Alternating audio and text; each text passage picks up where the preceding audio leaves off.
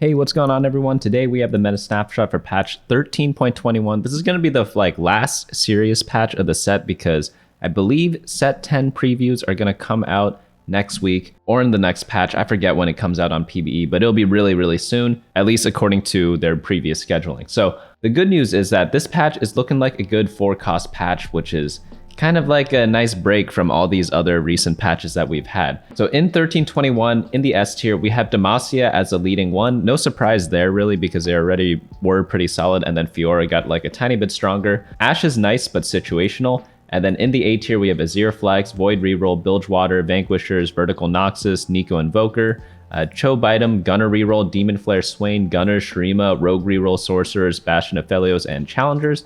And then B tier, we're dropping down Karma, Noxus Reroll, and the boss Sett.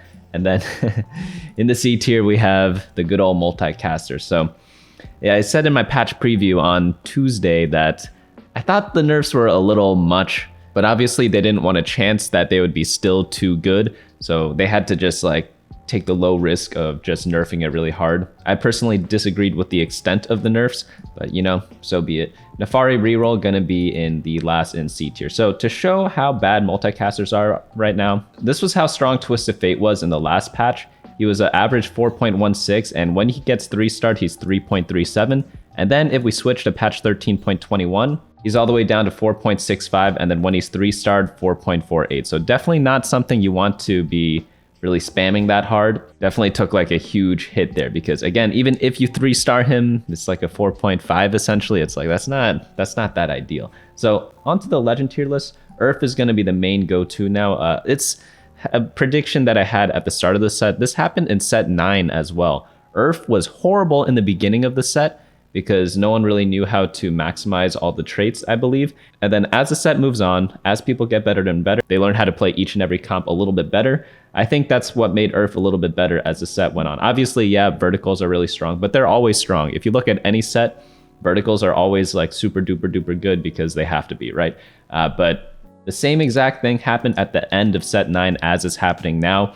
Urf gets better and better and better because just playing around with the tomes, YOLOing it, it's just really good for certain comps, especially when going deep into a trait is really good. In the A tier, Twisted Fate, Poro, Ezreal, Caitlyn, Lee Sin gonna be the ones there. And then everything else is obviously still playable. You just prefer to play the other ones. You can play whatever legend you want. Legend's not holding you back. I promise you that. I've been saying this a bunch, and they're actually removing legends in the next set. Rest in peace. I actually really disagree with that position, but that's a topic for a different day, I guess. I think legends were really fun. Perhaps one way they could have kept legends was make every legend horrible and have Poro be the best one. And then if you want to play the legend, you could still play it, but obviously Poro would be the way to go. But maybe that's not the best solution, but it's a solution, Demacia is going to be the top dog right now. Mordekaiser with Demacia spat. Again, Urf helps with that because you just get the spat for free sometimes, and then you hard force Demacia. Mordekaiser just drop an RFC on him, and then he whacks everyone, and then yeah, it's pretty self-explanatory. And then Fiora is actually good now. So if we look at some of the 4 costs right now, the top 2, Mordekaiser and Fiora. And look at that. Common items on Mordekaiser, Demacia emblem. So that's pretty funny, right? So yeah, these 2 are going to be top dog right now. Pretty high play rates on them, but I don't think it's that oppressive compared to some of the other comps we've seen in this set. It's a shame. I feel like set 9 and 9.5 has kind of been overshadowed by the extremes, which is really disappointing because I feel like the champions themselves were all pretty cool.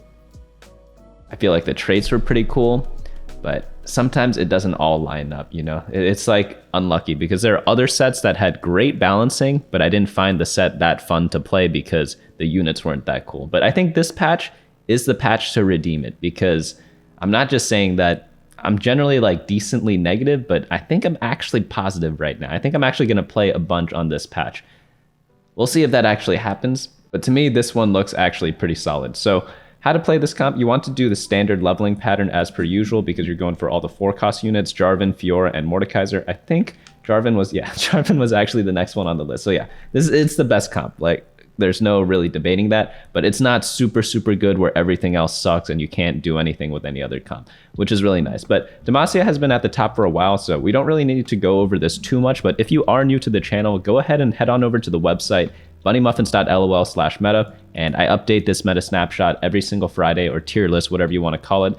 And it'll essentially have this like how to play section, what leveling pattern to use, like items you could try, just general notes to help you along the way whenever you're playing a certain comp. And most people find it pretty helpful, so hopefully you do too. And if you do, definitely share with your friends, because that helps more than actually going to the site, I feel. So on to the next comp, we have Ashe Reroll. Situational comp. So people are going to be like, why is Ashe in the S tier? Well, if you get Ashe with Ionia spat, it's really good. If you don't play this comp at all. So it's very situational, but if you do hit it, it's pretty nice. If we look at the 2 costs right now, 2-star Ashe is a 4.44, but the average 3-star place is 3.67, which is really good, but you don't hit it that often. But with Ionia spat, it's definitely very, very good. If we look at the next champion up, which is Sett, 3.77, also really good. By the way, the tier list is not made through data, but sometimes the data does support what the tier list is actually saying. But obviously there are a ton of different ways to interpret stuff, but it's just kind of nice to see the two kind of like matching up a tiny bit, you know? So onto this comp. This is going to be a 2-cost reroll, probably one of the few rerolls that are good. It's like this and Cho'Gath, but Cho'Gath you could do either Void or the Bruiser version, so that's kind of cool. But for Ashe, you want to do 2-cost reroll, and then you just roll for Sett and Ashe 3-star. And then you could check out how to do the 2-cost reroll leveling pattern by clicking here, or by checking out some of the old leveling guides that we've had in the past. Maybe I'll leave a card up here. I didn't do a leveling guide for 9.5 because it was kind of the same as Sett 9, and Sett 9 was kind of the same as the previous sets. But in case you need help with that, those are definitely available to you. So the only requirement is Last Whisper on Ashe. It doesn't even have to be on Ashe. It could be on Xayah, but Ashe is a little bit better. And then you just play the regular Ionia board, 6 Ionia, 4 Vanquisher to complement the team. And with the spat, she's going to get the Ionia buff every now and then, and hopefully she should be carrying and Sett's a decent tank on his own right. Next we have is the A tier. So not many comps in the S tier. There's only one real comp. I don't really consider the Ashe comp that real because it's just very situational. You really need the spat for it. But obviously if you get it, it's incredibly powerful. But with only one comp in the S tier, that means that the A tier, lots of options there, because it's not like the S tier comp is like S+++++, right? Like Demacia is good, but it's not oppressive, at least so far. But there are a ton of options in the A tier. You have the Azir Flex right now. This is going to be Azir, Nasus, Jarvan plus a secondary carry. Throw in some Juggernauts because you're playing Nasus. You could potentially throw in some other stuff because you're playing Jarvan, such as more strategists. Lots of different options you have here. Like you could do like a 5 strategist if you want. You could do a 3 strategist. You could do a 2 strategist. Doesn't really matter. You're just really playing Jarvan, Azir, Nasus plus any other units. So a little bit more difficult to play because you kind of have to know like what goes with what. So if you're rolling down on, let's say, stage 4-1 at level 7 and you're hitting certain things, you're like, I hit like a 2-star Nautilus. That's good because then you could just copy this build and figure out what fits with the Nautilus. You're like, oh, let me go for Juggernauts. But if you roll down and you hit like a 2-star Mordekaiser, for example, maybe you're like, how do I actually fit this because I don't really see him on this board. But you kind of have to know a lot of different unit combinations, and there honestly could be like 5 pages of team comps that we have up here, which isn't that productive because it's like a little messy, but it's really just Jarvan, Azir, and Nasus plus 5 other units. And keep in mind, if you play a unit in the mid game, it doesn't mean you have to hold it for the rest of the game until you die in the game. Instead, what you could do is just use those random upgrades that you get early on, and then with that, you slowly transfer into a different comp or transition into a different comp. That's really all there is to it. For items on Azir, you definitely want a Rage Blade or a Nashor's, preferably both. For third item, you want just any other damage item. Maybe you want a Hextech Gunblade if you're feeling a little healthy. And then Nasus, just put tank items on him. Almost any tank item will do, doesn't really matter that much. Are like some items like 0.1 better than the other items? Like, yes, I'm not going to say no, but just get 3 tank items on him and you're going to be fine. Because the reason why you want to just build any items on your units that are remotely usable is because it'll save you health in the early game and the mid game. So if you have more health, you're going to stay in the game longer and then you can hit more units. So if you don't have perfect items, but you have like a 3-star whatever, you're going to be doing a lot better than the person with a 2-star with perfect items, in most cases at least. Obviously, that's a very simplified example, but hopefully that kind of illustrates my point. Next up we have is Void Reroll. This one's going to be with Cho'Gath Reroll, and then you just 3-star literally everything or as much as you can. The reason why this works is that Vel'Koz is pretty good, and you have the chance of going for 8 Void. So if you ever get Void Crest, 8 Void is just incredibly powerful. No matter what build you're doing, 8 Void is going to be good. But in this specific version, it's even better, because with the 3-star Cho'Gath stacking up the whole game, there is still a possibility of getting to 8 Void if you get a lot of the +1s, and then you literally become unstoppable. But with the Rift Herald, it's still very playable. It's not like completely dominating or anything, but it's still a solid Cho'Gath build. Cho'Gath is just really good right now because from the 1-cost units, he's the only one that kind of is like a super viable carry. I guess he's a tank, so he's not like truly a carry, but you can complement him with like the Vel'Koz, with the Rek'Sai, and even the Kai'Sa to kind of take him really to the next level. So there are a lot of good complementary units on the Voids, and you don't have to 3-star everything. You could just pick and choose whichever one you have items for and then go for that unit. So if you have a lot of Vel'Koz items, go for Vel'Koz. If you have a lot of Rek'Sai items, go for Rek'Sai. If you have a lot of Kai'Sa items, go for Kai'Sa. But onto the next build we have is the Bilgewater Nilah. This one is going to be one of those semi-flex comps. It's not completely flex, but one thing to note with this build is that you really want the Twisted Fate legend. So Twisted Fate is going to be absolutely required because you need rapid fire cannons for Nilah. We have 2 rapid fire cannons on her and a Giant Slayer. That's 5 bows. Like, I never get that without Pandora's, you know? So you need Twisted Fate, you need to get Pandora's items, and then you force the double RFC on her. Very, very good build. It's pretty much required. I wouldn't say like absolutely required, but like you definitely do prefer it over like most other item combinations. For your main tank, you could use Sejuani, you could use Jarvan, you could use Aatrox or Nautilus if you manage to get them to 2-star, because you get to complement the team with Ashe. Ashe is going to be good because she can provide a lot of utility for your team, so you could put a Last Whisper Morello on your Ashe. I like doing that a lot personally. She's like a really good utility unit. And then because you're running Ashe, you could also run Sejuani.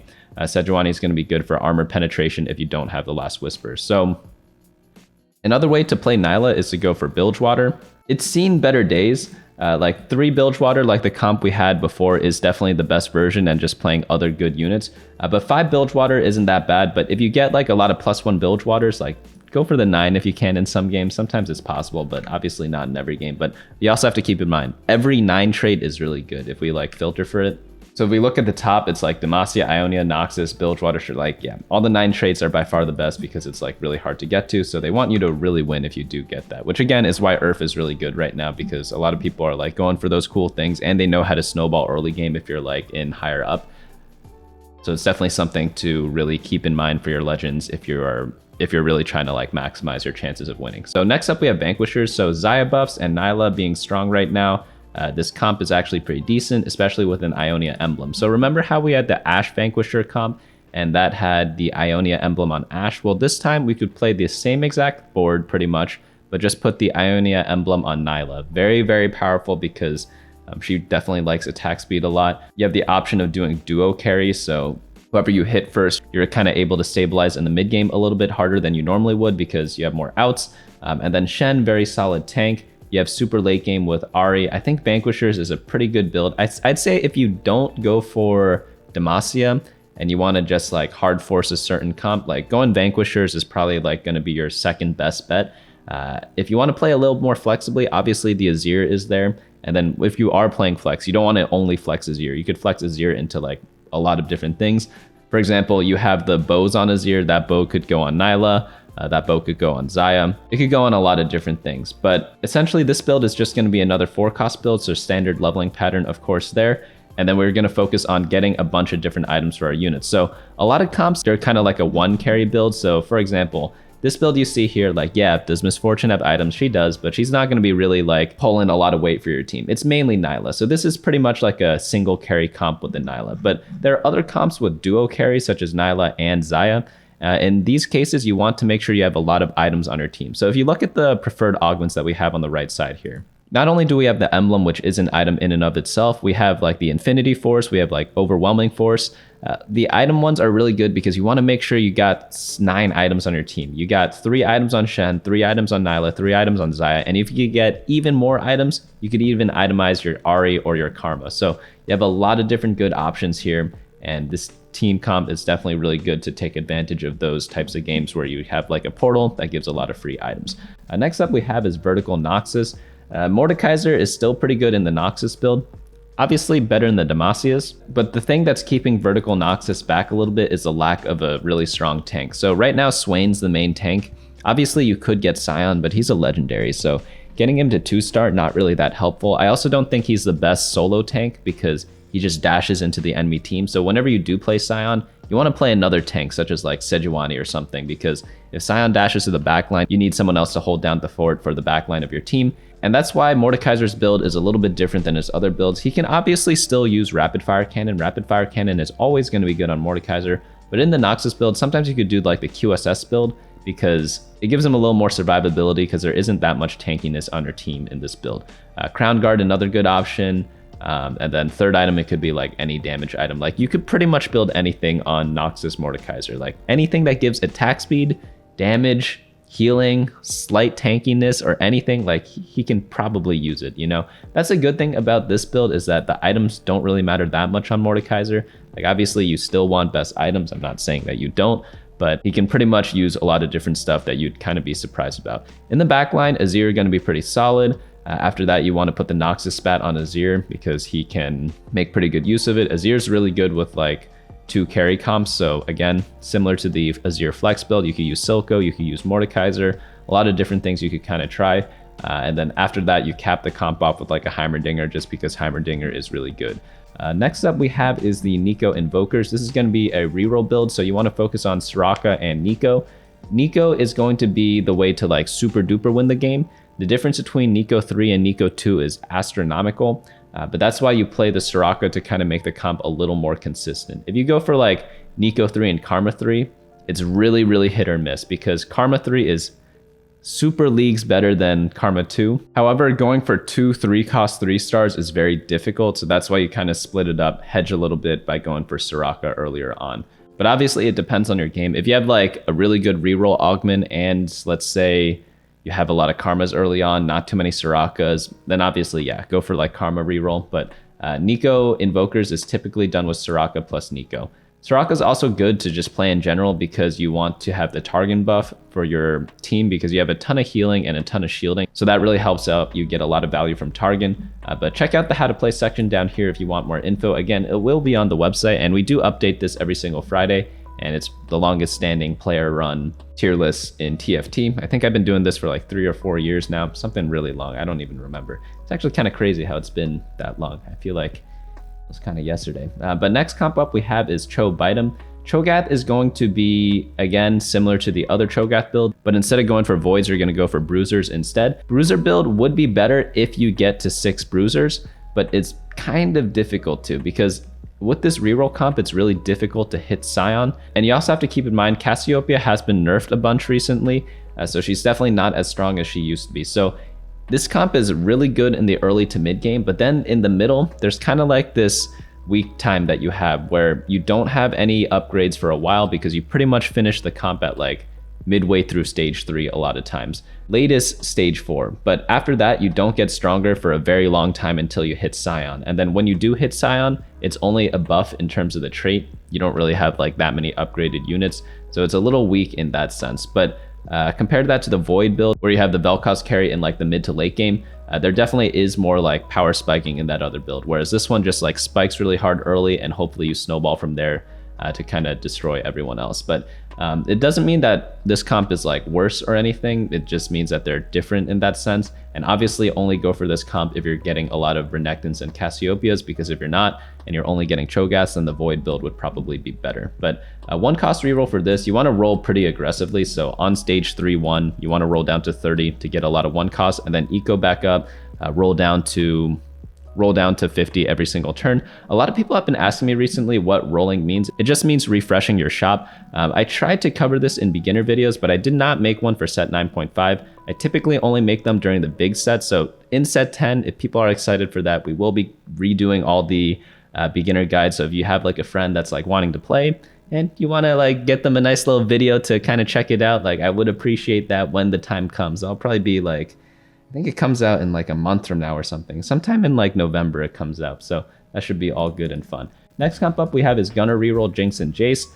Decent comp, a little like weird to play because you could go for all sorts of different carries. You could go for Jinx, you could go for Jayce only, or you could go for both of them. Really depends on what you're hitting. The front line is very variable as well because you could play all sorts of different stuff. You kind of have to experiment with what you hit. Also with Piltover thrown in there, sometimes it could get a little confusing too. You could just not play this comp at all, go for the regular Piltover build, which is going to be the regular Gunner build that you see here, and that could be really good too. I think Piltover is extremely powerful if you hit it on stage 2, like on the very first stage of stage 2, because you just get more stacks that way. I don't really even experiment with it after that because sometimes it's like really risky to play and then the reward's not as big if you miss the first round. But overall, it's like really nice if you have Earth and you get the Piltover emblem early on because it's just really, really powerful. But this build is just going to focus on all the Gunner AD items. So you want like a Rage Blade, you want like a Last Whisper, you want like just generic damage items, and that's pretty much all there is to it. Not really that much to kind of think about here. The only difference is you need to figure out when you're going to go for Jinx 3 and when you're going to go for Jayce 3 and when you're going to go for both. So if you want to go for both, you have to have a ton of items. So if you are not on an item portal, then don't go for both. But if you are, then you could consider it. If you're getting like a lot of Jinxes, obviously go for Jinx. If you're getting a lot of Jayces, obviously go for Jayce. It's easy to say it when I'm just making a tier list, but obviously in game, you're gonna have to look at the state of your board and kind of decide that for yourself. Next up we have is Demonflare Swain. Decent build. Obviously you need the Demonflare augment because it just will not work otherwise, but pretty much any tank items or pseudo tank items on Swain gonna be great. I prefer Titan's Resolve the most because he will always get to max stacks without dying. At least I hope so. Like, I haven't seen him not get it, you know? But I personally think it's the best item because he just gets really tanky and does a bunch of damage with that setup. In the back line, you want to go for Sorcerers, Silco with the Morello, burn everyone down. So Swain's going to do like the super tanking. Hopefully Silco whittles everyone down. Good news is that you're going to use a lot of your gold looking for Swain. So you might not have enough gold to get like a 2-star 4 cost in Silco. But again, with the Morello, it should burn everyone over time, and hopefully your team is tanky enough to kind of take advantage of that. Gunners, we already kind of did. Next build up we have is Shurima. This is another Azir option. Shurima kind of sucks this set. I'm not going to lie. It has not been doing that well. Azir has always been like on the cusp of greatness, but not quite there. And then Shurima's has just been like much lower on the totem pole. It's never been horrible, but it's never been like, oh yeah, I want to go Shurima this game and like be happy about it. You know, it's kind of like the safety school or something like that. So doesn't mean it's horrible. Doesn't mean your life is over if you go into your safety school, but it's probably going to be a little bit more difficult to kind of pull off. You're going to have to work a little bit harder, maybe get a little bit luckier to kind of get out those wins. But this comp does have like one out, which is really powerful, which is the 9 Shurima build. Don't have an analogy for like going for a 9 trait, but obviously all the 9s are really good if you can afford it, but pretty hard to get into. But with Earth, it is possible because you could get the Shurima spatula from the Toma traits, and then you still leave open all the other Shurima augments for later on. So that's really, so it makes it really easy to kind of go for. Next up we have is the Rogue Reroll comp. No one really plays this that much anymore, but if you get the build, it's still pretty solid. It's not going to be the best thing ever. That's why it is down lower on the list. But if you get it for free, you get it for free. And obviously you only go for rerolls if you're in really good spots for them. Next build up we have is Sorcerers. Sorcerers, kind of bit of a forgotten comp this set as well. Again, Silco, I mentioned this in the past, doesn't hit quite as hard as a primary carry compared to other mage archetypes or mage units that we've seen in the past. Still like solid, but just not that great. He's more of like a Morello user, but if you're going deep into Sorcerers and he's your main carry, you don't want him having to be your Morello user. You want him to like do pure damage and kind of like wipe everyone out, but he's not really built for that. So one way to kind of get around that is to put the Morello on Silco and then have Vel'Koz 3-star as your primary carry, but it's a little unreliable because it's kind of hard to 3-star a Vel'Koz nowadays. Next comp up we have is Bastion, Silco, and Aphelios. This is where Silco shines a little bit more because you do allow him to have time to stack up the Morello ticks, and then also Aphelios is a good secondary carry and they just like complement each other pretty well. Obviously, you want the Rage Blade on Aphelios whenever you play this because it's essentially a stall comp, and you have to go Vladimir with this. Transfusion plus the Ascension is going to be incredible for you because you just get a ton of health for your Bastions, and then you also get the Ascension for the late parts of the fights where your team is going to really pop off. Next comp up we have is Challengers. Challengers did get buffed a bit. They aren't really in the forefront of the game right now, though. I feel like Kai'Sa was kind of forgotten about in this patch. There was like a thread recently on Reddit, I believe, talking about like how Challengers kind of missed the mark because like both Kai'Sa and Fiora, they don't really care that much about attacking faster. Like Kai'Sa attacks fast so that she could cast more, but like wouldn't that make her more of like an Invoker or something like that? And then Fiora, she does her little like dash hitting thing. It's not really like that good with attack speed, right? Compared to other champions in the past that have the attack speed trait. Like I think it was Yone in set 4 or something like that, or set 5. I don't remember the set, but Yone with Challengers was autoing like 50 times a second, dealing tons of damage, and yeah, he uses the trait really well. But unfortunately, in set 9.5, Challengers just don't really have a good Challenger carry, which means that why would you play them, you know? I'm trying to think of who they removed from last set to replace with Fiora, but I can't even remember now. But regardless, it's like decent, but it's not anything you're like really happy about. But onto the B tier, you really shouldn't play the B tier right now. Like Karma reroll, only in super specific circumstances. Noxus reroll, seen better days. They got nerfed a bunch throughout the times. It wasn't even their fault. Cassiopeia was really good in the Cho'Gath builds, and then Noxus reroll is kind of just like collateral damage after that. Next build up we have is the boss Sett. Still solid if you get like a lot of sets, but like feel like there are better options to kind of pick from. And then yeah, C tier multicasters, don't play this comp. Yeah, if you played it last patch, you are cringe. If you play it this patch, you just lose LP. So there's like no winning, right? Next one up we have is Naafiri. Yeah, like Naafiri's just never been a thing. But that is going to sum up the meta snapshot for this week. New thumbnail. Let me know if you like this one or like the other ones, because I did kind of like change things up a little bit. And then just to summarize, like Demacia gonna be by far the most dominant comp. It's not like super dominant, but it's definitely a step above everyone else. So I'd say there's gonna be like 1.5 Demacia players every game, somewhere around there. And then maybe like 1.25 Azir players, maybe 1 Bilgewater, 1 Vanquisher, 1 Noxus, 1 Cho'Gath player. And then the other one is just like something random. Like maybe they get like a good like boss Sett game. Maybe they get like a really good Demonflare game. But that's kind of how I think it's gonna play out. So actually like decently diverse. Not quite as like, there's no comp that's gonna ruin your day so far. I'm gonna leave that caveat there, so far. But if there is, I will update you next week if it does happen, or during the week even. But I feel like if a comp is only played like by 1.5 players, maybe like 1.75 players, not that bad. But when it starts getting to like 2 or more, or like 3 or more, obviously that's going to be super duper annoying to deal with. But that's going to be it from me today. Hopefully you all enjoyed this video. I am looking forward to a lot of what's coming in TFT in the future. So I hope to see you all around that time. Set 10 is going to come out, I think, in like a little less than a month. I think on like November 21st or something like that. Don't quote me. It's out there somewhere. But they're going to be changing up a lot of stuff, because I think they kind of sacked the set for that. They're going to say they didn't, but it really does feel like it, because they kind of ditched Legends, which kind of was a really cool feature, I thought, in the previous set. But apart from that, that's going to be it for me today. Hopefully you all enjoyed this video, and I'll see you all next time. Hey guys, thanks so much for watching. Don't forget to share and subscribe, and of course smash that like button. Each like is an LP I gain before the next video.